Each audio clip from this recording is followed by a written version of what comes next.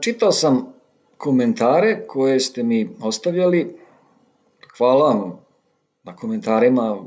Znači, listom su uglavnom svi su pozitivni. Zadovoljni ste s mojom analizom za sad. I imao sam nekih zahteva da snimim vide na određenu temu. Ja sam to već i snimio u nekim videima, ali možda nisam tako deklarisano snimio. Negde se ta tema provlačila u nekom videu, ali možda video nije naslovljen na tu temu. Danas ću da snimim video, jedna gospođa me zamolila, video na temu starija i da kažemo zrela žena i mlađi muškarac, taj odnos. Koliko sam shvatio,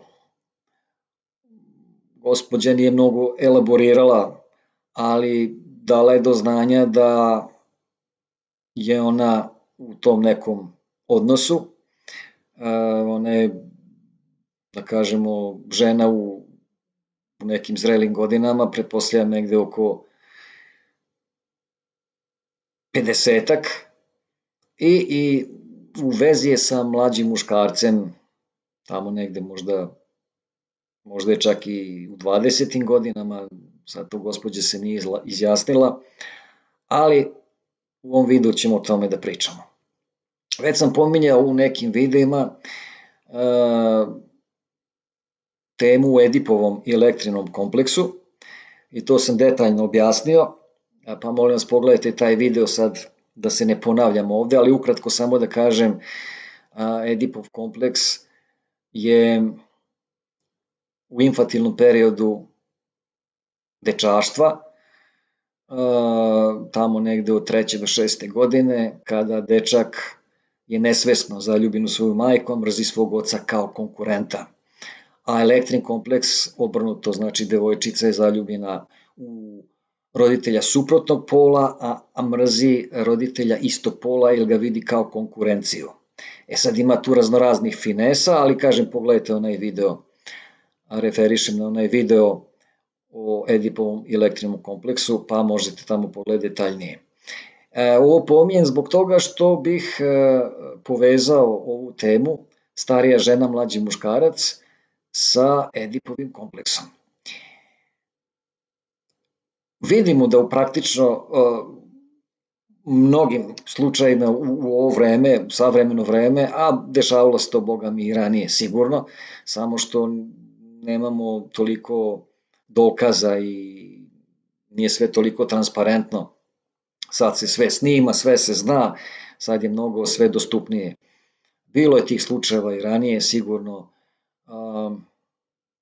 Evo recimo, gledao sam u filmu, u seriji Kaligula. Kaligula je bio jedan po zlu čuveni rimski imperator i bila neka scena gde je on, pored toga što je spavao sa svojom sestrom i napravio i dete, pa je onda rasporio i pojeo to dete nerođeno, zamišljajući da je Zevs, vrhunski bog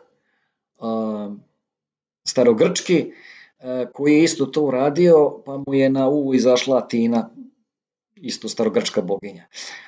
Dobro, on je bio, Kaligula vjerojatno bio nastran, poremećen, a pored toga što je kopulisao sa svojom sestrom, i to je bio incest, isto je kopulisao sa svojom bakom, sa svojom babom. I to je odnos mlađi muškarac, starija žena. Sad dobro, to je incestualni odnos, a ovo pretpostavljam da nije, ovo pretpostavljam da nisu srodnici nikakvi. Sad da vidimo sa psihološkog stanovišta starija žena, mlađi muškarac. Sa stanovišta žene, ajde recimo ovako, žena ima 50 godina, muškarac ima 25. Može to da bude i drugačije. Znači imamo, evo ovdje iz prakse, imamo kod nas u zemlji, imamo jedan slučaj, mislim, javno se zna žena ima, mislim već da imenujem ko, verovatno ćete vi znati, žena ima negde oko 70 godina, a muškarac ima negde oko 35. Znači 35 godina je stariji od njega. Ali vidite, veoma je bitno u kojim godinama su oni. Nije isto da recimo žena ima 50 godina, a muškarac 30.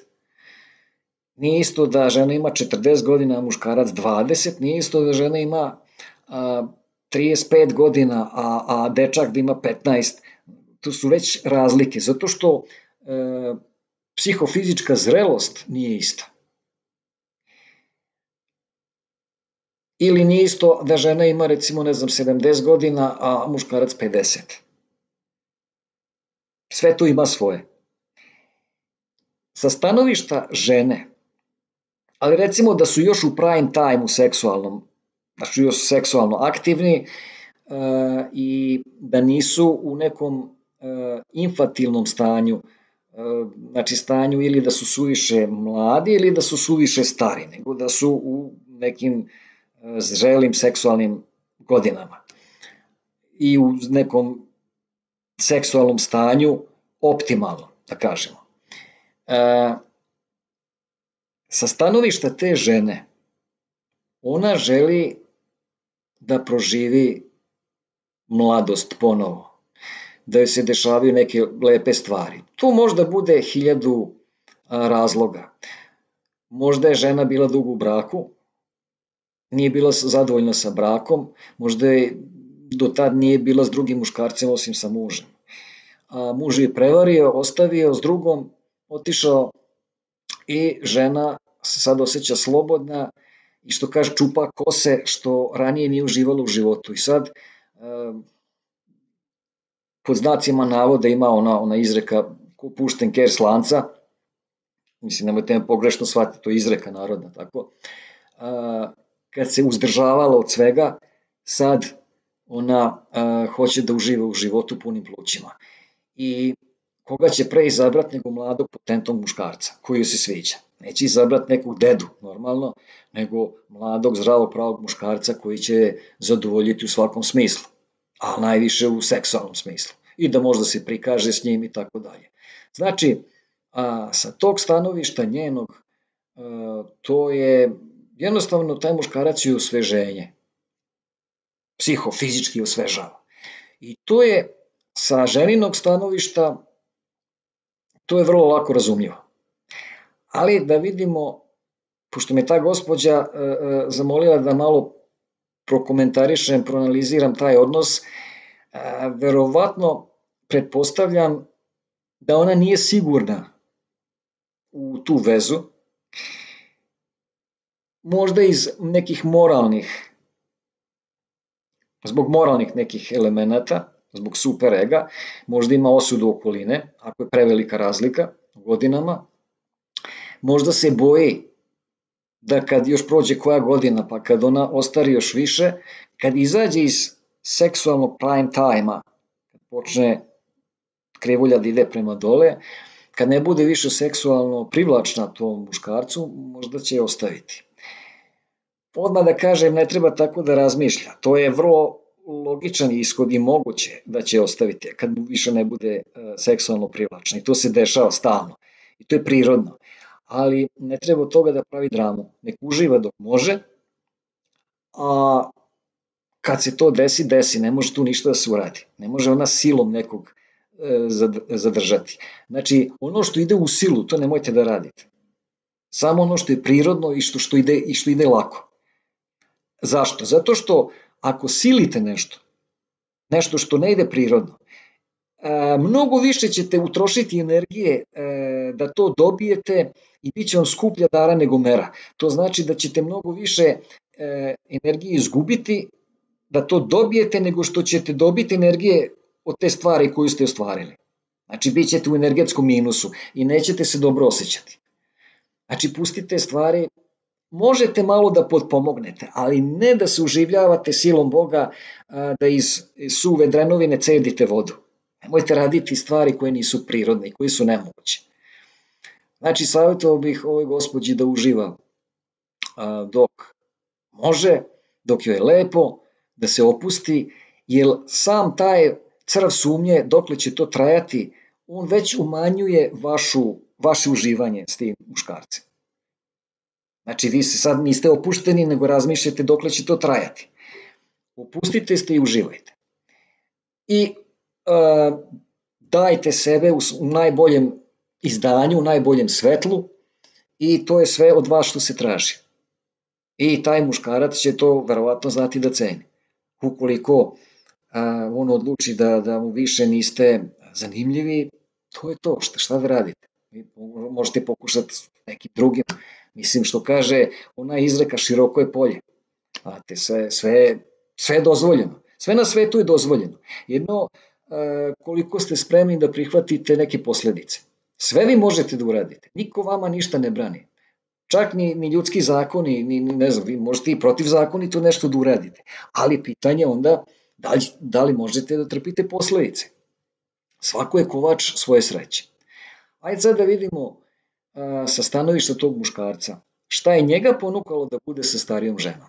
Recimo, momak od 25, što bi on bio sa ženom od 50 godina.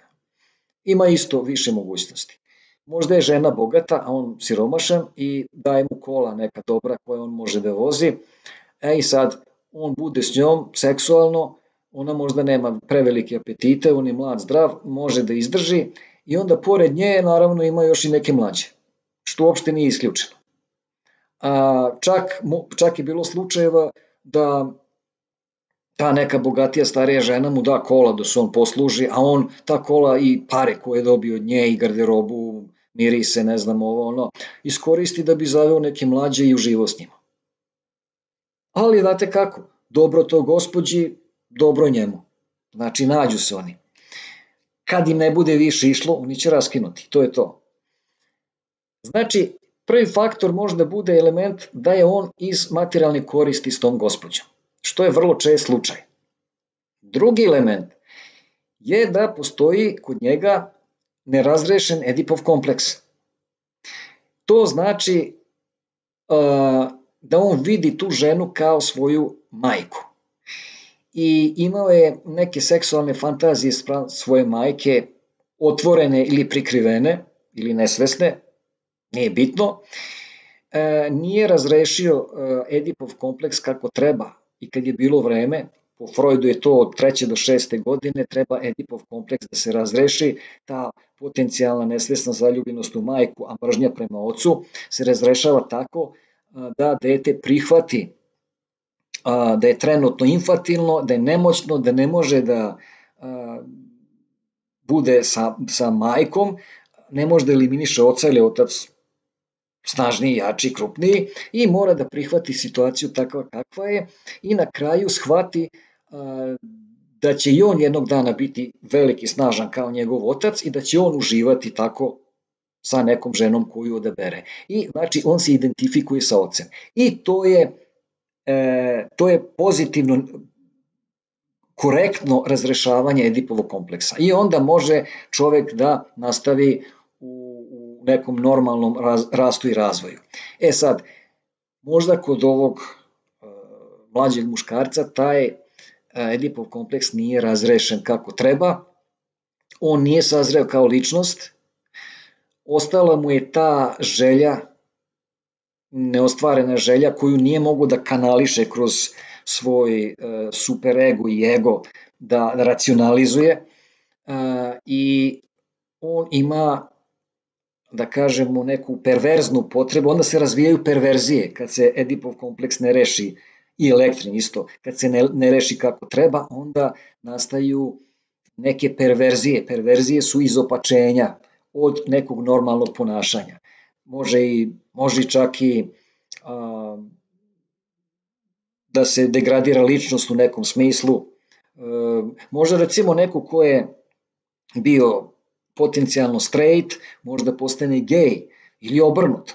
Znači sve to menja strukturu ličnosti. I sada taj momak ima potrebu za starijim ženama koje ga podsjećaju na njegovu majku.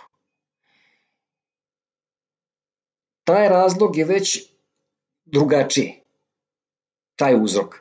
Sad, ja ne znam ovoj gospođi šta bi bilo milije da čuje. da je on s njom zbog para ili je s njom zato što ga podsjeća na njegovu majku i zato što on nije zrela ličnost, nije razrešio taj Edipov kompleks kako treba i ima aspiracije prema starijim ženama iz tog razloga. Sad, to je na vama, gospođo, da vi vidite šta vam je bolje ili šta vam je gore. Ali moj savjet bi vam bio da vas ne bude briga za to koji je sad razlog zašto je on s vama. A vi treba da posmatrate, kao što sam rekao, da posmatrate to kao uživanje, kao trenutno uživanje i da traje dok traje. Kao prvo, to nije baš uobičajena i prirodna veza. Da recimo neko ima 50 godina, neko 25.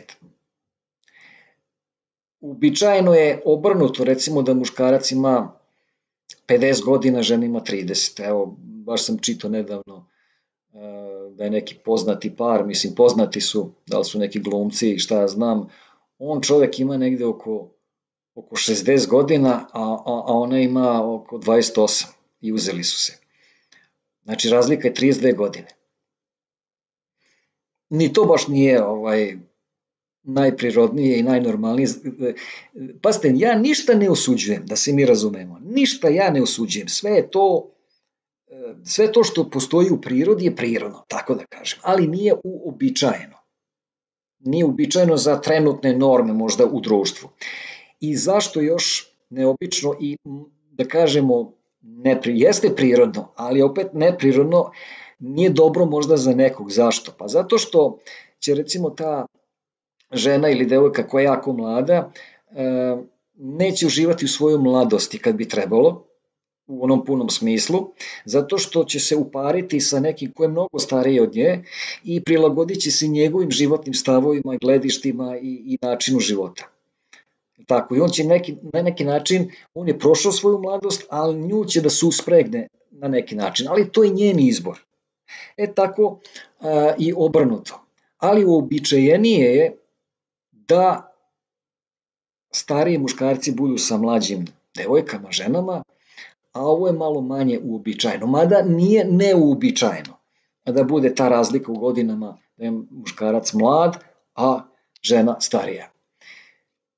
Moj vam je savjet, ja sam ovo sad sve isteoretisao, vidite, ovo je sve neka teorijska platforma, analiza šta, kako i zašto, a na vama je šta ćete vi da radite. Sve što u prirodi postoji je prirodno, samo nešto možda bude uobičajeno, nešto malo manje uobičajeno. Moj vam je savjet, uživajte dok možete. Nikad ne znate šta nosi noć, šta nosi dan. Nemojte se mnogo odricati. Ne sad na uštrb da nekog povredite ili šta ja znam, ali nemojte da vam preovlada super ego. Treba da napravite balans između ida. Id vam je polje, arhaično polje, oblast sa nagonima, a super ego vam je cenzor moralni koji sve to nadzire. I njih dvoje treba da se upare. Id i super ego. I zato je tu ego postoji koji je neki medijator. Znači napravite neki balans, napravite idealan balans između ida i super ega.